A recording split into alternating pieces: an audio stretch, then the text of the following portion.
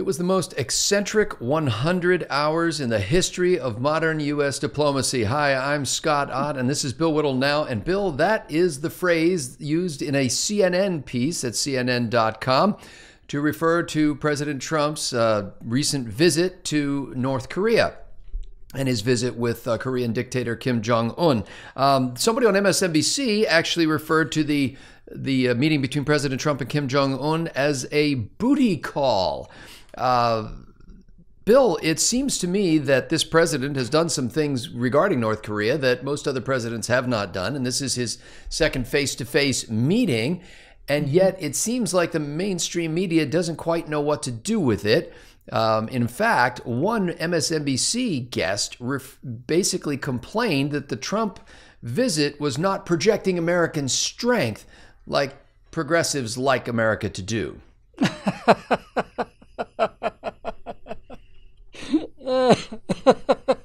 I added that last little phrase myself. Yeah, I picked that up. That's great. Oh, well, needless to say, if this had happened in 2015, this would be the masterstroke of diplomacy where the light worker has managed through just sheer force of personality, charisma, and, of course, paying close attention to the graduates of the John F. Kennedy School of Government, have achieved this magnificent summit, and it would have been hailed as the greatest thing ever. So, when we get into these things, and we get into them all the time, to me, I don't need any more convincing about how ridiculous the media is, and I haven't needed any more convincing for a long time. But I think examples like this tend to move the peak of the bell curve every single time they do something like this. In other words, you try and completely minimize something that Barack Obama would have been canonized for. I think more and more people become aware of just how ridiculous, and that's actually the right word for them now. We used to talk about bias, and we used to talk about fairness and things like that. Now they're just ridiculous. They're just utterly beclowned themselves, and it's kind of fun to watch. Well, it seems like the major thrust of the sort of the left side of the media, which I guess is the center of the media. Yeah. The media, they basically complained that President Trump seems to once again demonstrate that he loves to cozy up to strong men like Kim Jong Un, and at the G20 summit, Xi Jinping, Chinese president, as well as Russian President Vladimir Putin. In fact, the president joked with President Putin about not meddling in the 2020 election, which seems to, I guess, Bill, let me rest on that for a second, because it seems to me that the only person in America outside of the Democratic Party and the progressive left who wants to keep alive the Russian collusion story is Donald Trump himself, who seems to find new opportunities to bring it up again in ways that you would think would not reflect positively on him. Well, why wouldn't he? I mean, it's the signal. It's the signal event of his presidency to date, is this witch hunt that was created by levels, not just by political mudslinging, in association with the Democratic National Committee, the Democratic Party's presidential candidate, the corruption-filled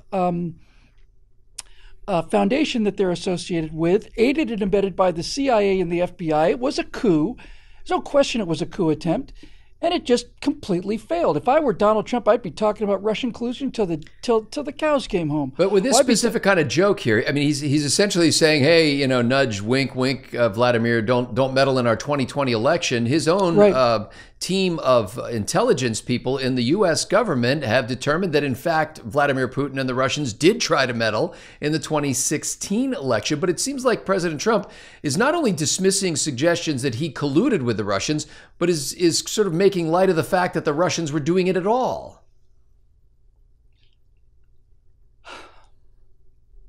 So, I mean, honestly, it's like to say, well, the Russians actually tried to influence the 2016 election. Well, I've got news for you, and I really hate to be the person to break this to you, especially to all the progressives who are watching the show. But the Russians actually tried to influence the 2012 election as well, and also the 2010 election, and the 2008 election. And they also tried to influence the 2006 election, and the 2004 win of George Bush. They've tried to influence every election. To say that this is something, like they just parachuted out of the sky, wait a minute, hold on. Russia's trying to take advantage of us by using espionage techniques and covert activities. What? So you're saying the only reason why the left is interested in this story at all is because they don't really care. They know the Russians have been trying to meddle in our internal politics for years. The only reason that they're really interested is because it just provides an opportunity to attack President Trump. Precisely, and it does more than that. I'm utterly convinced that this charging Donald Trump with collusion with the Russians was a preemptive immunization attempt on the part of Hillary Clinton, who actually did collude with the Russians. So basically, you go in and you say, Donald Trump colluded with the Russians, we'll spend 2 years investigating it, and then after nothing comes up, then this whole Russian thing, as you're kind of suggesting now, is kind of old news and no reason to look into what Hillary Clinton and the Clinton Foundation may have done during all those years with the uranium deal and all the rest of it. So when people get the vapors about the Russians trying to influence our elections, what the Russians, specifically what the Soviets did, was they tried to tear down this country with a very, very detailed and ambitious plan launched over the course of 40 years. And they've succeeded tremendously well because of people who are, I'm not saying they're in their direct employ, but who are ideologically part of this plan, of people like Hillary Clinton and Barack Obama. Hillary Clinton wrote her thesis on Saul Alinsky. Saul Alinsky was a communist in America who put down, along with the rest of the Frankfurt School, a plan on how to destroy this country. And if you look at what they wrote before they implemented it, it's like Nostradamus. It's like, it's on the record. It's here's what we're going to do. And all of these things have been accomplished. So I think that any time that Donald Trump is able to joke about any of this stuff, to me, is an indication of confidence. And I think furthermore that this business about, well, we just, Kim Jong Un, you remember the guy who was launching nuclear weapons all the time? Remember that guy? You may remember him in the same paragraph as you would often find ISIS massacring people in nightclubs in Brussels. Both of these threats to the United States have been pretty largely consigned to the history bin. Certainly ISIS has been, because of President Trump. So what do you make of the President of the United States stepping into North Korea side by side with one of the cruelest tyrants of the modern era and declaring it a great honor to be able to stand alongside of Kim Jong Un? Are you comfortable with that? Yeah. And how so? Look, if President Barack Obama had said it's a great honor to be standing with this communist dictator, I doubt that you'd be issuing praise of President Obama. No. Hold on a second. If he had done that, and Obama had been playing the kind of tough game with Kim Jong Un, where you're combining carrots and sticks, then I would have said yes. Okay, that's the appropriate response to this. You've got a guy. Look, what Donald Trump brings to this presidency is not a particular elegance or a kind of, he doesn't have John F. Kennedy's rhetorical flourishes and self-deprecating humor, none of that stuff. He's a deal maker.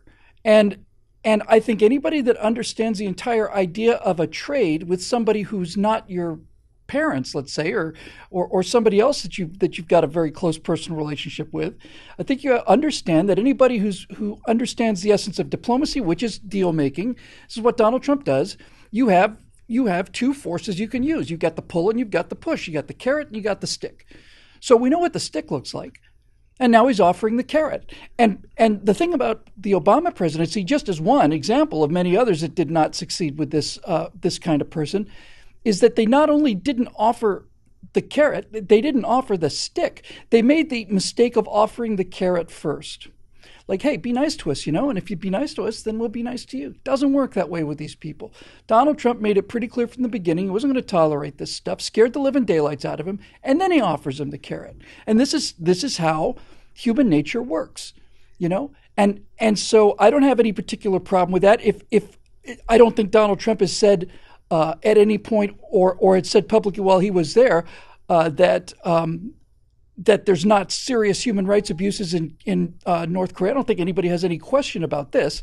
To say it's but it wasn't brought up either. He's not bringing that up and saying, "Hey, I need to talk to you about these serious human rights abuses if we're going to be able to do a deal here." Yeah, because Donald Trump's primary concern is not the internal human rights abuses of North Korea. Donald Trump, shockingly enough, I know it's going to come as a terrible, terrible jolt to many people out there, seems to be mostly concerned with the national security threat that a rogue nation with nuclear missiles poses to the United States. And so if the best way you can get people, the best way you can win a war is to not shoot the war in the first place, is to not have to fight the war. And that is apparently what he seems to be doing with some success, with some significant success. Let's not forget that this Kim regime, this is third generation crazy we're dealing with here, right? Third generation crazy. And for Donald Trump to be able to put this guy in a situation where all of those nuclear tests, you remember these tests, I remember them, they were in the news, although they've gone down the memory hole now, but these Korean nuclear tests were becoming more and more effective. I took a look at the yields that were coming out of these nuclear weapons tests that the Koreans were doing. The first couple of tests were just an absolute joke, and then suddenly it wasn't a joke anymore. And now we've got a president who's trying to engage this guy. And look, this business of it wasn't on this trip, but it's an honor to be standing here with you is part of the same play as what I think was just the most brilliant piece of foreign policy theater I've seen since I've been alive, and that's this business of the last time they met, where Trump basically took a computer generated image of what North Korea would look like if they decided to join the rest of the world. All these properties and developments and all of this wealth and all the rest of it. So this is the carrot combined with the stick. But the stick was offered first, so he knows that he's not messing around. And now he's offering this guy a chance to walk back into the community of nations, which is the best way to resolve these issues. Compare this to what U.S. policy towards North Korea was prior to this. And I'm not talking about just Obama either. The U.S. policy towards North Korea was the same as the policy towards Iran prior to Donald Trump, which is, if you kids don't shut up back there, I swear to God, I'm going to turn this car around. For 40 years, something like that. I mean it now. No, this time I'm serious. I mean it. If you launch that nuclear weapon, all right. Well, if you launch another nuclear weapon, I swear. Come on. Well, the argument for that kind of an approach is actually dealt with in this CNN article that I read about President Trump's visit. And they note that the president seemed highly satisfied with the results of his work overseas.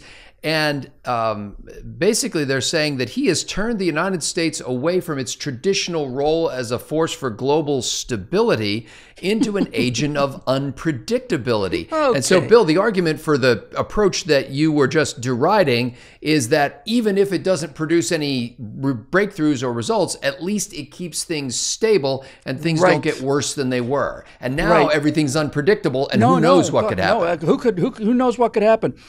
So according to this argument, Barack Obama, as an example of many presidencies, but as an example, latest example of presidencies, Barack Obama is contributing to the safety and security of the United States by making threats against North Korea that he can't or is not willing to back up. But most especially, he's especially increasing the safety and security of the United States by giving the Iranians $800 million in a cargo pallet on a forklift. And that's a nice, stable continuation of the way everything has been going.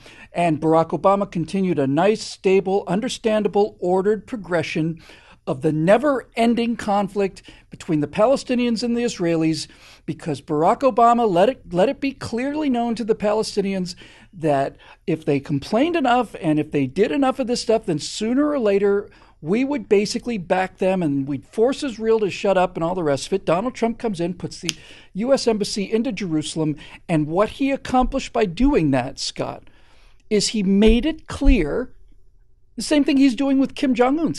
It's extremely simple. It's simple enough even for a progressive to understand, honestly. What he's done in both cases is he has inverted the order of things so that where time used to be on their side, it is now not on their side. Now time is on our side. Now time is running against them. And that is a smart play because time is going to go the direction it's going. You ride with it or you ride against it, but I've seen the consequences of both. Well, the commentators I heard on National Public Radio today were basically saying... The deep minds on National Public Radio. It's a tough job, but somebody's got to do it. Well, so, bless you for your efforts. The commentators I heard there were basically saying, okay, here's another photo opportunity. Nothing has transpired since the last photo opportunity. Do you think there's a lot of stuff going on behind the scenes that the Trump administration uncharacteristically is remaining mum about? No. What I think is that these idiots on National Public Radio have accidentally stumbled on the exact precise truth. And they've fallen into it by accident, but nevertheless it apparently came out of their mouths. What did they say? Nothing has happened nothing has happened with North Korea since Donald Trump took office, right? Well, they don't mean that no missiles have been launched. What they mean is that there's been no breakthrough, there's been no agreement, there's been there's no solid tangible results. There's been no missile launches, and there's been no more nuclear tests. So nothing has happened between Korea and the United States since Donald Trump took office, as opposed to the presidency of the previous occupant, where things were happening all the time between North Korea and the United States. And what was happening was the North Koreans were building better and better, more reliable, larger yield nuclear weapons, and we didn't do a damn thing about it. So, Bill, what you just suggested... When they say that nothing has happened with North Korea, that's exactly right. North Korea's escalation, which was occurring on a weekly basis practically throughout the entire span of the 20... Since Kim Jong Un really basically came to power, it's been constantly increasing the power, the reliability of his nuclear weapons, and that has not happened since Donald Trump has been president. And now they say nothing's happening. Well, that's right. It's not getting any worse. So you just actually flipped this CNN piece on its head, because what you just basically said was what they call the agent of unpredictability has created global stability. The agent of unpredictability. Look, Donald Trump's unpredictability is only inconceivable to minds like progressive minds, because progressive minds are so unbelievably deep and complex that they are unable to understand that other people don't think the way they do. They have been trying this for as long as I've been aware of the progressive movement in history. They've been trying to say, as they did in the 30s, that Hitler is the kind of guy who's just got legitimate concerns, and the Treaty of Versailles was very, very harsh on him. And look, what business of it of ours if he decides to do something with ethnic Germans in the Sudetenland and so on. The people who have been responsible for primarily for left-wing commentary in this country, and not just left-wing commentary either, but primarily, do not understand the fundamental dynamics of how people work when you're dealing with people who are not like us, when you're dealing with bullies, when you're dealing with aggressors, when you're dealing with tyrants, when you're dealing with dictators. They don't play by the same rules. And for us to continue to play by the same rules with North Korea or Nazi Germany, as we do with Canada, let's say, is insanity. And that's the kind of insanity that National Public Radio sees as stability. And Donald Trump, when they say he is an agent of instability, what they really mean to say is he's an agent of sanity coming into an insane, decades-long era of pretending like this guy is a rational actor in the same way that Canada or Great Britain would be, or anything else. No. Donald Trump understands these people. He understands the Iranians very well as well. He understands them very well. And I think it's just pathetic. But that doesn't surprise me. But what will happen is one of two things. This is the beauty of logic. Either Donald Trump will get a second term and this threat will be walked down to essentially zero, the way he did with ISIS in his first term, or he won't. And if he doesn't get reelected, and we go back to this policy of foggy bottom policy of harshly worded letters and threats that we don't live up to, it's much, much, much better to make no threats at all, to say nothing, than it is to make a threat or issue some kind of an ultimatum that you don't deliver on. So either Trump will be reelected and this policy of treating dictators like they're little children with loaded guns pointed at everybody's head, or we'll go back to this appeasement thing, and we will find out one way or another. But if it turns out that this North Korea threat evaporates, because it certainly doesn't seem to be growing under the president's administration, then North Korea will go into the same memory hole as ISIS, which you may remember was quite a big threat when Barack Obama called them the junior varsity, and they became more and more and more powerful, and became more and more powerful because people joined ISIS because they thought, I'm talking about the people who actually pick up guns now, people joined ISIS because ISIS was fighting the great Satan, and ISIS was getting away with it. It didn't cost them anything. They all get to be heroes, drive around in their trucks and execute innocent civilians. Fantastic. Absolutely grand. We got a bunch of people in orange suits who are tied together in a line. Let's slit all their throats. Then I can be a real hero. And then all of a sudden along comes an American president who basically says, instead of giving you warning that we're about to launch an airstrike on your convoy, which Barack Obama did, at least on one occasion and probably more, we're simply going to take the biggest bomb we have that's not a nuclear bomb. We're going to drop it on your heads. And all of the people who are inside that complex are going to die. And now you don't get to be a hero for free. Now, murdering civilians by slitting the throats of prisoners who are kneeling with their hands tied behind them, now there are consequences for this. And the consequences are the people doing the throat slitting are dead. They're dead. They're gone. And so ISIS is essentially finished. It's finished because the president put the largest non-nuclear weapon we have in the arsenal on a target on day 2. We didn't need to drop a bomb that big, Scotty. We didn't need to drop that Moab on that complex. We didn't need to do it from a tactical point of view, is what I'm saying. Strategically, politically, it's absolutely genius. So ISIS is gone because somebody understood how ISIS thinks. And now the threat from North Korea, which has been ebbing during Trump's entire presidency, now appears to be even less of a threat than it was before, because Donald Trump understands that what you're dealing with here is you are dealing with an infant, an absolute 5-year-old who has his finger on the button of nuclear weapons, and an entire nation, impoverished though it is, ready to do his every bidding, his every word. So if you want to treat a 5-year-old and make them behave, you can threaten them with turning the car around, or you can give them a really good spanking and then tell them if they behave themselves, you take them to Disneyland. And that's basically how anybody who understands human nature would go at a problem like this, which is why Trump understands it and why NPR doesn't. Talking to people who understand it 5 days a week, Bill Whittle now comes to you thanks to the members at BillWhittle.com who contribute financially to keep this enterprise up and thriving, and that number of people is growing. Perhaps it should grow by adding you to those ranks. You can go to BillWhittle.com and click that Become a Member link. For Bill Whittle, I'm Scott Ott. Thanks to the members for making this possible.